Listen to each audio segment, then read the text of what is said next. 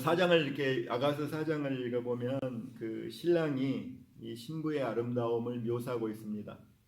예, 신랑이 신부의 아름다움을 묘사하고 있는데 제가 이렇게 이 말씀을 계속적으로 묵상하다가 물론 이 말씀이 솔로몬 왕이 그 신부된 술람미 여인과의 관계에서 이렇게 노래하는 노래지만 아무리 읽어봐도 이게 인간적인 차원에서의 그 아름다움을 뛰어넘는 이렇게 어떻게 풍성하게 어떻게 이렇게 아름답고 풍성하게 설명할 수 있을까? 그래서 이것이 사실은 솔로몬과 또 술람미 여인의 관계를 통해서 신랑과 신부의 그 아름다움을 노래하는 노래지만 이것이 술람미 여인에게 상관된 거고 나하고는 상관없다면 이 말 성경 그렇게 생각하면 이 말씀이 성경에 있을 필요가 없죠.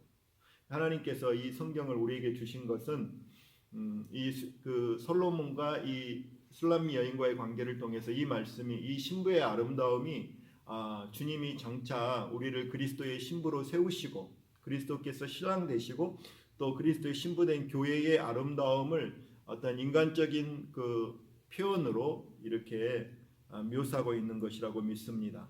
그래서 이 신부의 아름다움이 이게 술람미 여인에게 상관된 거고 나하고 상관없는 이야기야 그렇게 이렇게 믿으시고 생각한다면 이 성경은 우리에게 아무런 의미가 없는 거예요. 그러나 이 말씀을 통해서 성령님께서 신부의 아름다움을 이렇게 나타낸다고 이렇게 생각하면 이것이 저와 여러분의 이야기입니다. 그래서 오늘 4장을 쭉 전체적으로 보면 신부의 그 자화상이에요. 이렇게 화가가 이렇게 그 자기의 그 자화상을 그리잖아요. 그것처럼 신부가 저와 여러분이 이 신부의 아름다움을 통해서 그 저와 여러분의 그 자화상을 주님이 바라보시는 신랑이 바라보시는 그 신부의 아름다움을 성령의 도우심으로 바라보는 저와 여러분 되기를 예수님으로 축원합니다. 이게 참 어려운 말씀, 이게 잘 풀어지지 않아요. 왜냐하면 너무나 우리는 부정적인 생각으로 우리의 자화상에 대해서 부정적으로 이렇게 많이 생각을 해왔기 때문에 이렇게 신랑이 우리를 바라보는 그 모습을 정말 성령의 도우심이 필요합니다. 여러분 신랑의 마음이 신부를 바라볼 때 그 예수님이 신랑 되셔서 그 세 가지를 지난번에 이렇게 나눴죠. 예수님이 신랑 되신 예수님이 신부를 향한 기본적인 그 특징적인 그 마음은 첫 번째가 뭐냐면 질투하는 그 열심이라고 그랬습니다. 주님은 아주 열심이 많으신 분이세요. 열정적인 분이세요. 질투하는 불이세요. 패션. 그리고 그 질투하는 불을 가지고 불같은 사랑과 열정으로 우리를 사랑하시고 두 번째로 그렇기 때문에 생명을 다하여서 십자가에서 자신의 그 생명을 쏟아 부으시기까지 사랑하는 헌신을 하신 분이십니다. 그분은 대단히 헌신적인 분이세요. 우리를 위해서 아낄 것이 아무것도 없이 전부를 내어주시는 그 헌신적인 분이 우리의 신랑 되신 예수님이세요. 그래서 그분은 질투하는 열정적이신 분이고 헌신적인 분이고 세 번째로 그분은 우리를 위해서 헌신적인 분이시지만 기본적으로 이제 예수 안에서 새롭게 된 저와 여러분을 어떻게 바라보신다고요? 기뻐하십니다. 이 신랑 예수님이 신부를 바라보는 그 모습이 기뻐하신다는 거예요. 오랫동안 저는 이 사실을 알지 못하고 주님이 기뻐하시는 그 모습을 오랫동안 보지 못했어요. 나 때문에 마음 아프시고 속상하시고 실망하시고 심지어 분노하기까지 하시는 그런 것만 많이 생각했지 신랑 되신 그분이 신부된 저와 여러분을 기뻐하신다. 이건 굉장한 계시예요. 이거는 정말 이걸 마귀가 얼마나 속여서 우리가 그 영광을 그 아름다움을 바라보지 못하게 하는지 모릅니다. 그리고 이 4장을 다시 보면 우리를 기뻐하세요. 작은 것에 기뻐하시고 정말 주님을 바라보는 그 믿음의 한 행동을 기뻐하시고 또 정말 그 순종을 기뻐하시고 정말 우리를 바라봅시다. 그렇게 기뻐하는 모습을 보는데 4장을 보면 전체를 보면 이 신랑이 신부의 아름다움으로 인해서 신랑은 반해버렸습니다. 신부의 아름다움에 반해버리신 예수님. 여러분, 이런 예수님 참 기가 막히죠, 그렇죠? 우리가 주님 앞에 섰을 때, 지금도 그렇지만 주님 앞에 신부로 섰을 때 보통 이 세상 속에서도 신부에게 반해버리잖아요. 신랑의 마음을 다 이렇게 so beautiful, beautiful, beautiful 그렇잖아요. 여기 4장을 보면 전체를 보면 신랑 되신 예수님이 신부에게 사랑에 빠졌어요. 여러분 읽어보세요. 사랑에 빠져가지고 그냥 얼마나 아름답게 그 표현을 하시는지, 그 정말 가히 인간에게 이렇게 표현할 수 있나 할 정도로 그 아름다움을 이렇게 표현하고 있습니다. 근데 이런 자화상이 저와 여러분에게 상관이 없는 게 아니에요. 우리의 이야기입니다. 이 성경은 우리의 이야기입니다. 오늘 이것을 통해서 나의 자화상, 내가 내 자신을 향하여서 어떤 마음을 갖고 있는지, 주님이 나를 바라보시는 그 관점을, 주님이 나를 바라보시는 그 관점을 믿음으로 회복하기를 예수님으로 축원합니다. 여기 보면 그 사랑에 빠졌어요. 예수님이 너무나 아름답고 너무나 그냥, 여기 보면 신부도 사랑에 빠져 있잖아요. 신부가 신랑을 해서 I'm lovesick. 나는 사랑에 빠졌어요. 나는 사랑병이에요. 그렇지만 여기 보면 신랑이 이렇게 고백해요. 야, 너가 너무 아름다워서 네가 내 온 마음을 다 빼앗았다. I am lovesick. 신랑이 이렇게 사랑에 빠진, 사랑에 반해버린 그 영광스러운 모습을 보고 있어요. 나하고는 상관없는 이야기라고 들리기 쉽죠. 이건 나하고는 상관없는 이야기. 그러나 오늘 이 말씀을 통해서 보면은 4장 전체를 보면은 그 신랑 대신 신랑이 그 신부를 향하여서, 성숙한 신부를 향한 그 모습을 세 가지로, 이렇게 세 가지로 묘사라고 했어요. 이 세 가지로 묘사하는 것에 우리 자신을 살펴보면서 우리가 이 말씀 가운데서 은혜 받기를 원해요. 첫 번째는요, 신랑이 신부를 묘사하는 그 묘사가, 첫 번째는 이 4장 전체에서 보면 첫 번째는 아름답고 아름답다, 어여쁘고 어여쁘다는 말이 첫 번째예요. 어여쁘고 어여쁘다. 그러니까 이 신랑이 신부를 바라볼 때 어여쁘고 어여쁘다. 나의 신부야, 나의 비둘기야. You are so beautiful. You are so beautiful. 첫 번째는요. 그러면서 4장 1절부터 쭉 보면 이렇게 이제 그 육체적인 아름다움을 말해요. 내 눈, 그 다음에 비둘기, 내 눈은 비둘기 같고, 머리털, 이 입술, 이게 전부 다 보면은 이제 8가지 그 육체에 나타난 그 아름다움. 근데 여기 성경을 잘 보면 이 육체적인 아름다움을 통해서 나타난 그 내면의 아름다움을 칭찬하고 있어요. 왜냐하면 예를 들어서 내 눈이 비둘기 같다, 그러면 눈이 비둘기 같아, 비둘기 눈 같다. 이 말은 뭐냐면 그 눈을 통해서 나타나는 그 속사람, 그 영, 그 내면의 아름다움을 말하는 거죠. 비둘기 같이 주님만을 바라보는, 신랑만을 바라보는 신부의 모습을 보면서 야, 네 눈이 비둘기 같아. 그리고 또 여기 보면 그 머리털은 염소떼 같구나. 그 검은 염소떼가 얼마나 많아요. 그 아주 그 검은 그 머리 숱을 바라보면서, 그거는 그 신부의 그 헌신, 그 머리털은 헌신이에요. 그 헌신의 마음을 보는 거죠. 그리고 그 다음에 이 입술, 그 다음에 뺨은 성류 한쪽 같구나. 그 정서. 그러니까 이렇게 아름답다 할 때 여기 보면 그 신랑이 신부를 바라볼 때 육체의 모습만을 보고 아름답다고 말하는 것이 아니고, 그 육체를 통해서 나타나는 그 영혼의 아름다움을 바라보면서, 중심을 바라보면서 속사람의 아름다움을 이렇게 그 육체의 아름다움으로 표현해서 나타난 것이에요.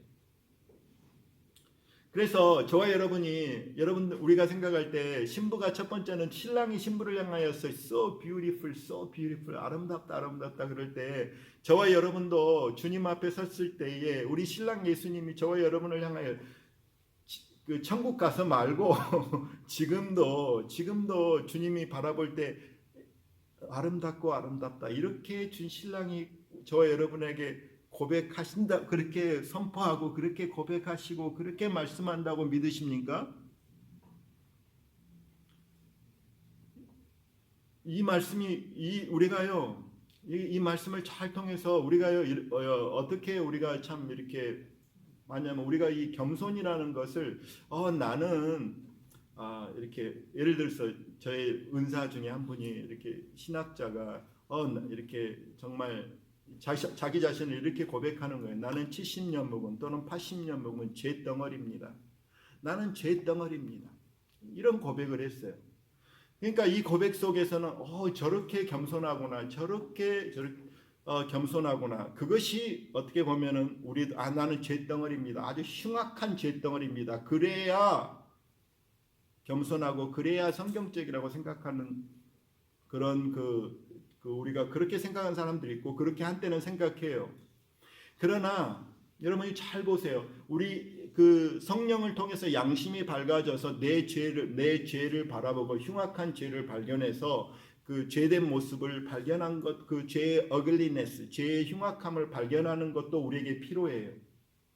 그렇지만 우리가 또 뭘 또 바라봐야 되냐면, 하나님께서 내게 이루신, 하나님께서 내게 새 생명을 주시고 나를 거듭나게 하사 새 생명을 주시고 나를 새롭게 하시고 내가 정말 하나님 앞에 어떤 자인지 나의 그 정체성을 바라보고 내 안에 주님의 생명이 심겨져서 주님의 그 생명을 주신 거듭난 생명의 아름다움을 또 바라보아야 돼요.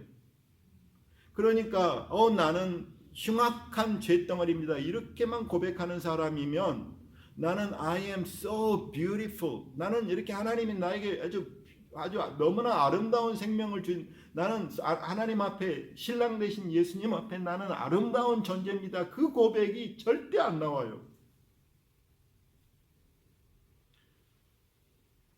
여러분, 우리가 예수님을 영접할 때, 거듭난 생명이 됐을 때 우리가 하나님의 그 에베소서 이런 말씀이 있죠. 에베소서 우리가 거듭났을 때 에베소서 4장 한번 말씀 보면 제가 읽어드리겠습니다. 4장 24절 23절 오직 심령으로 새롭게 되어서 우리가요 24절에 하나님을 따라 의와 진리의 거룩함으로 지으심을 받은 새 사람을 입으라. 옛사람을 벗어버리고 새 사람을 입으라.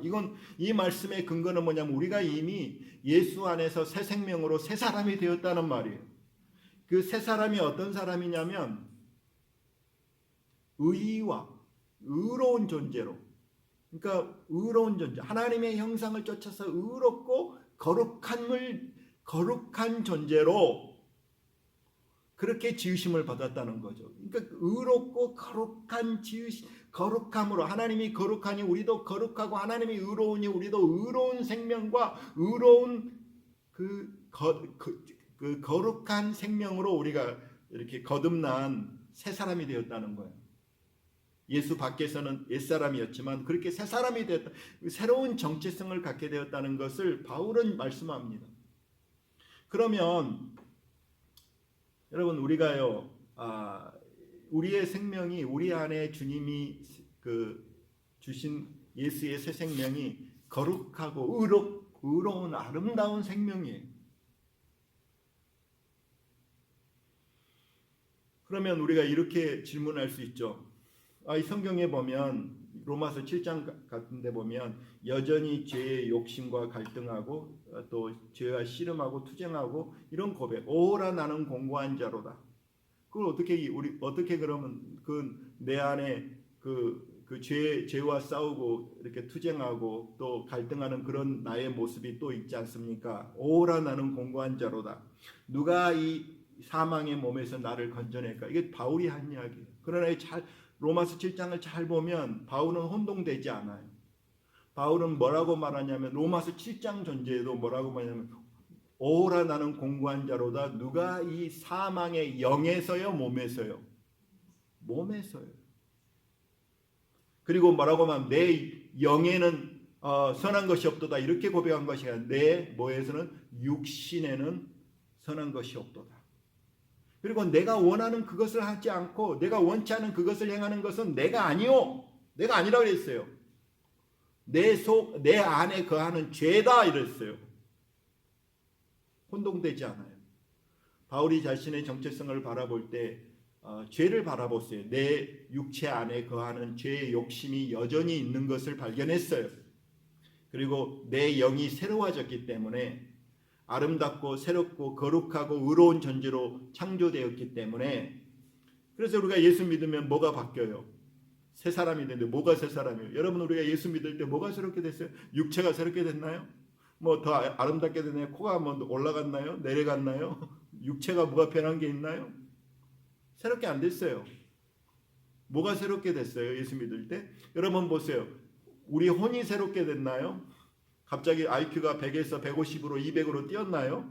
갑자기 막 머리가 핑핑 잘 돌아가가지고 모든 모르는 것이 깨달아졌나요? 스투피드한 사람이 여전히 스투피드하잖아요. 우리의 어떤 혼적인 기능이 하나도 변화되지 않았어요. 그렇죠? 그러나 주님이 새롭게 됐다는 것은 하나님의 형상을 쫓아서 의롭게 되고 거룩함으로 지으심 받은 새 사람이 되다. 우리의 영의 완전한 변화가 있게 되는 거예요.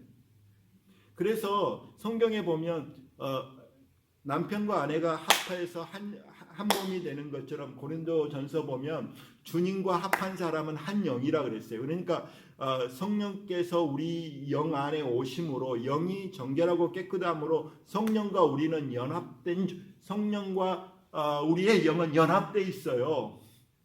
그래서 성령을 쫓아 행할 수 있는 거죠. 우리의 영은 성령에 거슬리지 않아요. 연합돼 있기 때문에. 우리의 혼이, 우리의 육체의 욕심이 자꾸 거슬리는 거예요.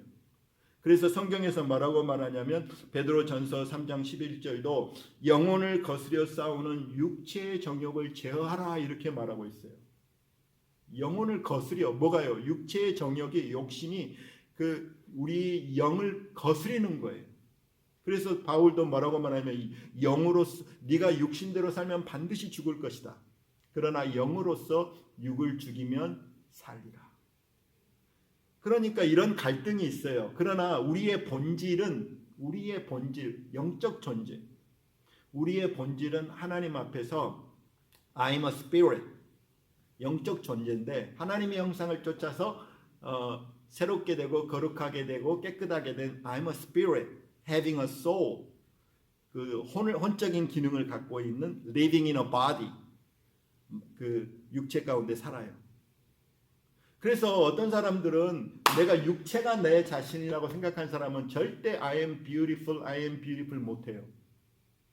제가 어떤 그 크리스찬 자매님의 그 간증을 들었는데 말했잖아요. 꼽춘데 수많은 이제 청년들 모임 속에 간증해. 자기는 평생 self-hatred, 그러니까 자기 증오감에 사로잡혀 살았대요. 자기를 미워했대요. 왜냐하면 자기는 뭘로 태어났냐면 꼽치로 태어나가지고 그 옆에 있는 그 형제 자매들하고 너무 육체가 다르니까 속은 거예요. 완전히 속은 거예요. 육체가 자신인 줄 알았어요. 육체가 자신의 본질인 줄 알았어요. 그러나 말씀을 듣고 깨달으니까 내가 하나님 앞에서 주님이 내 영을 새롭게 하셔서 내 영을 정결케 하셔서 하나님의 형상을 따라서 의롭고 거룩함으로 지으심을 받은 하나님의 형상을 입은 아주 뷰티풀한 존재구나. 그렇게 진리의 동의를 하게 될 때 이 자매님은 자유하게 됐어요. 그러면서 그분이 뭐라고 말해요? I am beautiful, I am beautiful. 막 그런 고백을 하더라고요. 이 고백과 선포 속에서 이렇게 말할까요? 그 자기를 얽매였던 그런 생각들 가운데서 자유하게 되는 것입니다. 그래서 여러분, 저와 여러분이 주님이 어여쁘고 어여쁘다, so beautiful 할 때 우리 본질을 보면서 우리의 중심의 그 영을 바라보면서 고백하는 그 소리인지를 그렇게 믿음으로 받으시기를 예수님으로 축원합니다. 베드로도 그랬잖아요. 예수님이 이렇게 잠들어가고 그에게 육신은 연약하지만 마음은 원이로되 육신은 연약하다. 그 실패하는 그 자리에서조차 예수님이 본 건 뭐냐면 그 영을 바라보고 Your spirit is willing. Your spirit is so beautiful. Your spirit is so beautiful, willing. 주님을 원하지만 그 육신이 못 따라가는 것에 대해서 육신이 연약하다. 이렇게 말씀하셨어요.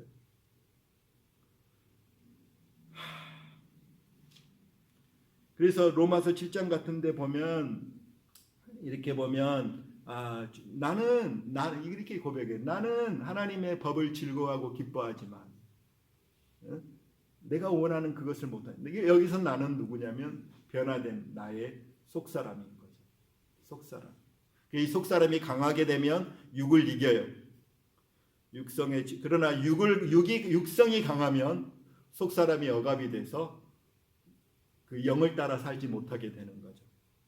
그래서 우리가 오늘 이 말씀을 통해서 주님이 우리를 바라보실 때 You are so beautiful, beautiful 할 때 80대 되신 할머니를 바라면서 You are so beautiful 할 때 육체를 바라보고 말씀하시는 게 아니라는 거죠. 그렇죠? 그래서 우리의 영혼에 주님이 새 생명을 우리 가운데 예수의 생명을 심으셨기 때문에 마치 어린아이가 자라서 성장하듯이 예수의 생명이 거룩한 씨가 우리 가운데 심겨졌기 때문에 우리의 성장 과정을 바라보시면서 주님이 너 예쁘다. You are beautiful, beautiful. 예쁜 짓을 해서 예쁜 게 아니고 예쁜 존재가 되었기 때문에 하나님의 아름다움을 우리가 점점 우리의 삶을 통해서 그 성숙한 신부의 아름다움을 우리가 드러내는 과정에 있는 것입니다. 이게 믿어져야 돼요. 이게 내 안에서 믿어질 때 하나님의 구원이 달리 보이는 거예요. 여러분 이것이 저는 그 성화의 가장 우리가 거룩하게 되는 가장 중요한 영적 지시라고 생각해요. 왜냐하면 베드로도 그렇게 말한 거예요. 하나님이 너에게 경건에 속한 모든 걸 주셔서 그 믿음의 덕의 지식을 쭉 해서 형제 사랑 이런 그 아름다운 예수님의 닮은 형상들을 아름다운 그 모습들이 열매 맺는 것을 쭉 말씀하면서 이런 것이 없는 사람은 뭐냐면 너 죄가 깨끗하게 됨을 잊어버렸다고 그랬어요. 없는 게 아니고 이미 자기의 영이 새롭게 된 피조물이라는 사실을 잊어버렸기 때문에 알지 못하기 때문에 진리를 깨닫지 못하기 때문에 여전히 죄 가운데 사는 죄에 묶여 사는 그러한 존재로 자신을 의식할 때 자기를 향한 이미지가 자아상이 너무나 네거티브하고 어두운 사람은 그렇게 살 수밖에 없어요.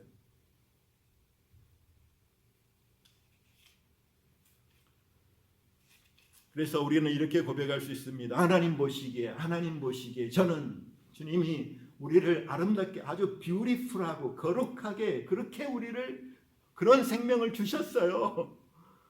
Righteous and holy and beautiful한 life를 우리 안에 주셨어요. 우리 안에 가진 생명은 예수의 생명이에요. 예수의 생명을 가진 자가 이렇게 점점 그 아름다움을 드러내게 돼 있어요. 그래서 우리는 그 예수님의 생명이 아름답게 열매 맺고 꽃이 피고 그런 것을 보면서 우리도 그런 자들을 향하여서 You are so beautiful, beautiful 그렇게 말해주는 거예요. 두 번째로는 여기 두 번째 특징은 여기 보면은 이 신부를 향해서 뭐라고 하면 12절 말씀 보시기 바랍니다. 12절 말씀 이게 저와 여러분의 모습이에요. 12절 말씀에 이렇게 특이한 말씀인데 12절 말씀 보면 내 누이 내 신부는 장근 동산이요 덮은 우물이요 봉한 세미로구나. 그 신랑이 이제 신부를 향하여서 뭐라고 고백하는 그 고백이 이제 첫 번째는 beautiful and beautiful 너무 아름답고 아름답다. 그리고 완전하다. blameless 아주 완전하다는 거예요. 저와 여러분이 그렇게 될 것입니다. 우리가 그렇게 될 거예요. We are becoming more beautiful and beautiful. We'll be perfect. 믿어져야 되는데 우리가 그렇게 영광스럽게 아름다운 신부로 주님 앞에 설 거예요. 주님이 그 일을 이루실 거예요. 이게 주님의 비전이에요. 저와 여러분의 비전이기에 앞서서 이게 주님이 그렇게 우리를 운명 지었어요. 우리의 운명이에요. I am beautiful one.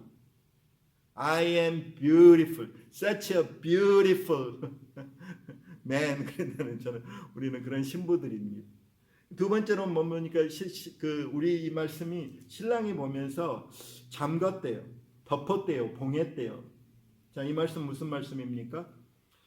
잠가 있고 덮어 있고 봉했다는 말은 접근이 불가능해요. 잠가는데 접근이 불가능해요.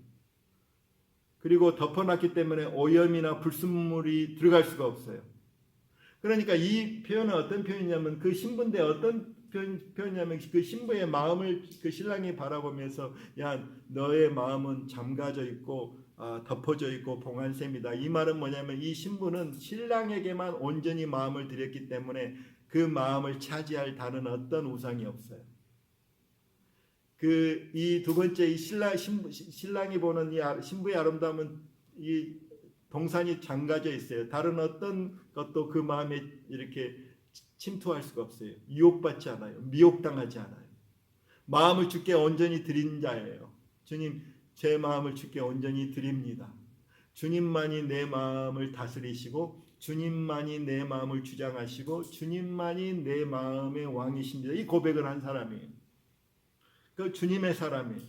마음이 100% 주님께 드려진 자이기 때문에 잠근 동산이요 덮은 우물이요 봉한 셈이에요. 다른 어떤 그 이물질이나 오염이 그 마음을 오염시킬 수 없어요. 여러분, 그래서 우리가 요한계시록 14장 4절 말씀 14만 4천 하나님의 택한 백성들을, 이스라엘의 택한 백성들을 그 특징을 말하면서 요한계시록 14장 4절에 이 사람들은 여자와 더불어 더럽히지 아니하고 순결한 자라고 이야기하면서 어린 양이 어디로 인도하든지 따라가는 자며,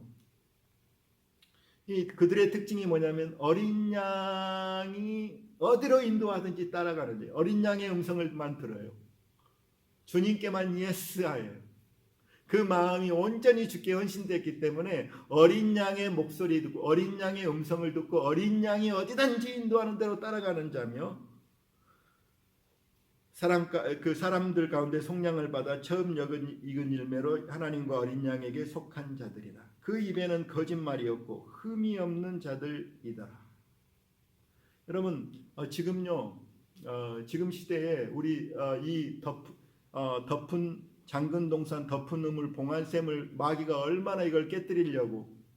그래서 주로 역사하는 게 두 가지죠. 육적으로는 그 유혹을 하는 역사예요. 유혹을 통해서 우리의 마음의 잠근 동산을 깨뜨리고 덮은 우물에 그 더럽게 하고 봉한 셈을 깨뜨리려는 그 유혹을 통해서, 또는 미혹을 통해서요. 미혹을. 저는 이렇게 그 인터넷 같은 거 보면요, 지금 미혹의 영이 얼마나 막 판치는지 몰라요. 미혹의 역사가 얼마나 많은지 몰라요. 온갖 가짜 뉴스로 거짓말로 미혹합니다. 많은 믿음의 사람들이, 제가 안타까운 거 뭐냐면 많은 믿음의 사람들이, 예수 믿는 사람들이 그 미혹에 그냥 넘어가 가지고 그냥 이렇게 좌우를 분별하지 못하는 것들을 많이 봅니다. 여기 보면 예수 믿는 사람들은요, 그러니까 그 거짓말이 없다겠어요. 입술에 거짓말이 없는 순결한 자들, 순결한 삶을 살아온 거예요. 거짓이 없어요. 얼마나 가짜 뉴스들이 많고 거짓말을 아주 밥 먹듯이 하고. 여러분, 그런 자들에게는 돌아서야 돼요. 지금 미혹의 시대예요, 여러분. 미혹의 시대. 지금 통계적으로 보니까 그 미국의 의사당에 뭐 상원, 하원 의사당에, 나 그렇게 높은지 몰랐어. 자기들이 그리스도인이라고 그렇게 표현한 사람이 88%, 88%가 그리스도인이라고 그럴 거예요. 그리고 스틸 지금 미국의 성인들 가운데 65%가 크리스찬이라고 그런답니다. 65%, 88%. 제가 이번 주에 이렇게 미장원을 갔는데 그 미장원 아주머니가 막 바이든이 막 그 취임을 하면서 이렇게 하나됨, 통합을 강조하고 그 통합을 강조하고 하나됨을 강조하고 막, 그래서 자기 너무 기분이 좋았다는 거예요.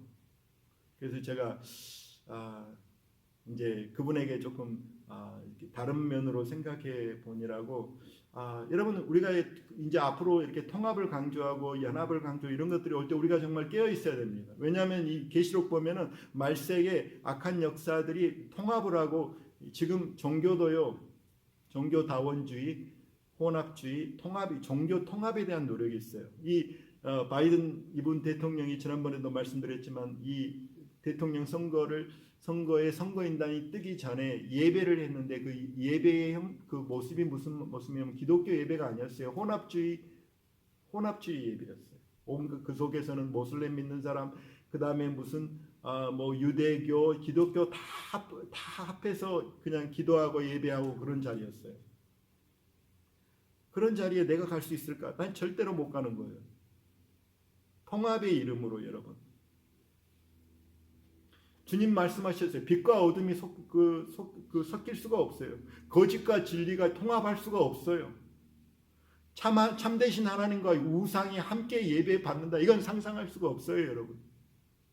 그래서 88%가 기독교인이라고 말하는 그 사람들 가운데 얼마나 정말 거듭나고 새 생명으로 변화된 그리스도인이라면 그런 자리에 참석할 수도 없을 거예요, 여러분. 그래, 미국의 지금 그런 미국의 그 영적인 흐름들을 보세요.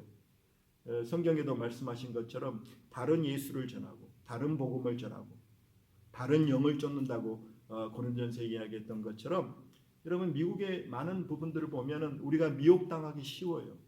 다른 예수, 성공과 번영을 약속하는 예수를, 성공주의, 번영주의가 얼마나 지금 미국의 설교 강단에서 인기 있는 설교인지 모릅니다. 그리고 다른 복음을 전해. 꼭 예수님만이 길이 아니에요, 여러분. 예수만이 길이 아니고 다른 종교를 믿어도 착하게만 살면 천국에 갈 것이다. 이런 생각을 얼마나 많이 하는지 몰라요. 그리고 다른 영을 받아요. 여러분 성령님은 첫 번째 그 이름이 거룩한 영이에요. 거룩한 영. 거룩한 영이기 때문에 그 영혼이 거룩하지 않으면 따라갈 수가 없는 거예요.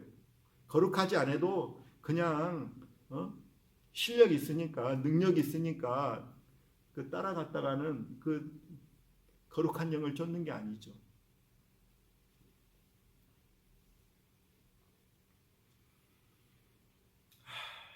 여기 말씀을 통해서 이제 두 번째로는 주님이 이 마지막 때에 이 신부된 모습은 뭐냐면 그 아름다운 뭐냐면 잠근 동산이에요. 주님과의 관계에서 덮은 우물이에요. 하나님 앞에 순결한 동안 샘이에요. 주님이 이걸 너무 기뻐하세요. 네, 이 말씀 생각하면서 저를 생각하고 우리 교회를 생각합니다. 우리는 다른 것에 마음 빼앗길 유혹거리가 없어요. 그냥 주님만 바라보면 돼. 신앙생활하기에 주님만 바라보기에 너무나 주님이 봉해놨어요. 덮은 우물을 주셔서 또 이렇게 잠근 동산이에요. 우리 주님의 얼굴 외에는 다른 게 구할 게가 없어요. 그렇게 우리의 심령을 인도하세요. 우리를 하나님이 신부로 세우시는데 하나님이 이런 관계로 인도하십니다. 주님만 바라보게 덮은 봉안샘으로 다른 어떤 것을 바라보고 의지하는 게 아니고 주님 봉안샘 잠근 동산 그 마음에 다른 어떤 것을 의지하는 게 없게 바라보는 게 없게 주님만 향하도록 이게 신부의 두 번째 아름다움. 하나님이 이렇게 전략적으로 모든 환경을 역사해서 이렇게 저와 여러분을 인도하시는 줄 믿습니다. 이게 신부의 아름다운 모습이죠. 두 번째로 성령님께서 지금 전략적으로 이렇게 하고 계세요. 세 번째로 이거는 이제 주님과의 관계있지만 세상과의 관계에서는 또 세 번째로 뭐라고 아름다움을 표현하냐면 신부의 세 번째 아름다움 15절 말씀 보세요. 15절 말씀 여기 보면 너는 동산의 샘이요 생수의 우물이요 레바논으로 흐르는 시내구나. 여기서 이 레바논이라는 것은 이스라엘의 북부 지역에 있고 지형이 더 높아요. 그래서 레바논으로부터 흐르는 물은 이 많은 높은 산에서 눈들이 녹아서 나오는 그 시내이기 때문에 강들이기 때문에 대단히 깨끗하고 오염되지 않는 그런 강물이라고 이렇게 말씀하고 있어요. 자, 여러분 이렇게 술람미 여인에게 저는 이거는 성령 안에서 여기서 이거는 정말 그 성령께서 이 솔로몬을 통해서 이렇게 주님 안에서 변화된 거룩한 신부의 모습을 묘사하는 거라고 생각이, 여기 말씀을 여기서 보면 단순히 무슨 인간적인 차원을 떠난 거예요. 여기 보면 동산의 샘이래요. 그러니까 동산의 샘이면 그 샘을 통해서 동산에 물된 동산처럼, 그 동산이 그 물된 동산처럼 이 샘이 있어야지 그 동산이 꽃이 피고 이렇게 그 식물들이 자라고 또 생물들이 자라고 마시면서 자라가는 샘이잖아요. 그리고 생수의 우물이에요. 이게 생수를 마시는 것 같은 우물이에요. 이건 대단한 그 축복이죠. 그리고 이게 여기서 그냥 우물로만 끝나는 게 아니고 이제 흐르는 강이 돼서 아주 강물이 되어서, 이 강물이 어떻게 해요? 강물이 있는 곳에 도시가 생기잖아요. 한 도시도 살리고 때로는 강물이 흐르는 곳은 그 나라도 살리는 거예요. 여기 보면 주님이 그 요한복음 7장에 37절에 이런 말씀, 누구든지 목마른 자는 내게로 와서 마시라. 나를 믿는 자는 성경의 이름과 같이 그 배에서 생수의 강이 흘러나리라. 이는 그를 믿는 자들이 받을 성령을 가리켜 말씀하신 것이라. 근데 여기 보면 주님 말씀하신 게 성경의 이름과 같이, 성경에서 말했다 이 말이죠. 그래서 저는 이 성경의 이름과 같이 생수의 강이 흘러나리라, 이 성령님을 생수로, living streams of living waters, 그러니까 생수의, 우리나라 말로는 단수지만 원어는 복수예요. streams, 강물들이, 그러니까 생수의 강물들로 성령님을 표현했어요. 성경의 이름과 같이. 그러면 이 성경에 이 구체적으로 딱 이 말을 말하는 것은 우리가 가진 성경에는 없어요. 근데 그 사상이 여러 군데 있죠. 이렇게 이 말 그대로 이렇게 인용은 않으셨지만 사상. 그래서 저는 예수님 말씀하신 그 말 중에 하나가 저와 여러분이 읽었던 이 말씀, 흐르는 시내와 같이. 이건 성령의 역사예요. 그 신부의 삶 속의 역사는 성령님을 말하는 거예요. 예수님 믿는 성령님의 역사로 말미암아 성령님이 그 장근 동산이 된 그 신부에게 성령님께서 마음껏 그 안에서 운행하시고 역사하는데, 그 안에는 꾸정물이 흐르는 게 아니에요. 이제는 그 안에는 뭐가 있냐면 생수의 우물이 있고 동산의 샘이고 생수의 강들이 흘러간다고 이 말씀을 예수님도 성령님을 가르쳐서 그렇게 말씀하셨다고 그래요. 이건 성숙한 신부의 세상과의 관계에서, 야 너는 동산의 샘과 같아, 너는 생수의 우물과 같아, 너를 통해서 생수를 마실 거야. 성령이 너를 통해서 역사하셔서 생수를 흘려보낼 거야. 그 생수를 동산에 있는 또 주위에 있는 사람들이 먹고 마심으로 살 거야. 그리고 너는 오늘 말씀 보면 시냇물이 되어서 한 도시도 한 나라도 이렇게 먹여 살릴 수 있는. 주님, 제가 이 말씀을 묵상하면서 제가 이번에는 옛날 기도 생각이 나서 참 그 말씀을 갖고 기도했습니다. 제가 그 20대 때 예수님 만나고 이제 내가 할 때 주의 종이 되려는 그 부르심을 받을 때에 제 마음속에 하나님, 많고 많은 직업이 있지만 하나님, 영혼을 살리는 일이 가장 중요하지 않겠습니까? 그 마음이 제 마음속에 참 이거 떨쳐버릴 수 없는 생각으로 자리 잡았어요. 이거 죽었다 깨나도 이건 내 생각이 아니거든요. 어떻게 이건 내 생각이 아니에요. 아마 그때 성령님이 주신 마음 같아요. 많고 많은 일들이 있지만 영혼을 살리는 일만큼 하나님 중요한 일이 어디 있겠습니까? 하나님의 성령께서 영혼을 살리는 그런 목사가 되게 해주십시오. 그런 종이 되게 해주십시오. 그렇게 제가 20대 후반에 그렇게 20대 때 그렇게 하나님께 기도를 했는데, 지금 제가 볼 때 하나님의 긍휼과 은혜가 많이 필요합니다. 하나님께 그 소원을 갖고, 주님, 그렇습니다. 주님, 다시 기도합니다. 주님, 동산의 샘과 같이, 주님, 생수의 우물과 같이, 주님, 흐르는 시냇물과 같이 생수의 강이 대신 성령님께서 내 안에서, 우리 안에서 흐르게 하여 주십시오. 그런 교회가 되게 해주십시오. 너무나 멋지지 않습니까, 여러분? 그래서 이것이 이 신부의 아름다움을 신랑이 이렇게 멋진 신부의 아름다움을 바라보면서 신랑 대신 예수님이 반해버린 거예요. 그냥 so beautiful, beautiful. 그래서 제가 오늘 이 말씀을 통해서 이것이 술람미 여인의 이야기가 아니에요. 오늘날 저와 여러분, 예수님의 신부로 부르심을 받은 저와 여러분의 이야기인 줄 믿습니다.